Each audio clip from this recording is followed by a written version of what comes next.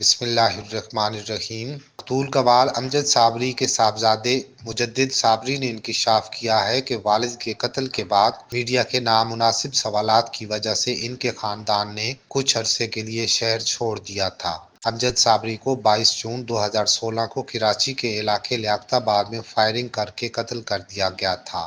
مقتول قوال کے صاحبزادے مجدد صابری نے حال ہی میں مزاحیہ پروگرام ہنسنا منع ہے میں شرکت کی، جہاں انہوں نے مختلف معاملات پر کھل کر بات کی۔ انہوں نے بتایا کہ وہ بہن اور بھائیوں میں سب سے بڑے ہیں اور والد کی جگہ انہوں نے لی ہے۔ ان کی بہن کی شادی جبکہ ان چھوٹے بھائی کی منگنی ہو چکی۔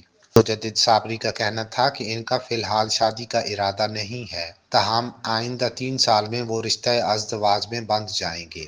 ایک سوال کے جواب میں انہوں نے بتایا کہ ان کے دادا غلام فرید صابری ان کے بھائی کو ہی صابری برادرز کہا جاتا ہے اور انہوں نے صابری برادرز کو حکومت پاکستان کے قوانین کے تحت رجسٹرڈ کروا رکھا ہے۔ ان کا کہنا تھا کہ ان کے والد اپنے 11 بہن اور بھائیوں میں 8ویں نمبر پر تھے، لیکن ان کے باقی بھائی قوالی سے شغف نہیں رکھتے تھے، اس لیے چھوٹا ہونے کے باوجود خاندانی ذمہ داری ان کے والد نے سنبھالی۔ والد کے قتل کے بعد میڈیا کے رویے پر بات کرتے ہوئے مجدد صابری نے بتایا کہ میڈیا کے نامناسب سوالات کی وجہ سے ان کے خاندان نے عارضی طور پر شہر چھوڑ دیا تھا۔ ان کا کہنا تھا کہ والد کے قتل کے بعد اگرچہ عوام ان سے ہمدردی کے لیے ان کے گھر آتے تھے، تاہم میڈیا والوں کا رویہ نامناسب تھا۔ مجدد صابری کے مطابق والد کے قتل کے بعد میڈیا والے نہ صرف ان کے اہل خانہ کو ٹی وی چینلز پر بلاتے تھے بلکہ ہر وقت ان کے گھر کے باہر چینلز کی DSNG وینز بھی کھڑی رہتی تھیں۔ انہوں نے انکشاف کیا کہ 2016 سے 2017 تک کوئی ایسا دن نہیں تھا جب میڈیا والے ان سے بات نہ کرنے آئے ہوں،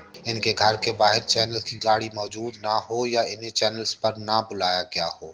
مجدد صابری کے مطابق میڈیا کے نامناسب سوالوں اور رویوں کی وجہ سے ہی ان کا خاندان عارضی طور پر کراچی سے لاہور منتقل ہو گیا تھا۔ انہوں نے ٹی وی چینل کا نام لیے بغیر بتایا کہ ایک رپورٹر نے ان سے سوال کیا تھا کہ کیا انہیں والد یاد آتے ہیں۔ مجدد صابری کے مطابق انہوں نے رپورٹر کو جواب دینے کی بجائے ان سے پوچھا کہ ان کے والد زندہ ہیں، اور رپورٹر کی جانب سے والد کے حیات ہونے کی تصدیق کے بعد انہوں نے رپورٹر کو سوالیہ انداز میں کہا کہ جب ان کے والد انتقال کر جائیں تب وہ یہی سوال ان سے پوچھنے آئیں تو انہیں جواب دیا جائے گا۔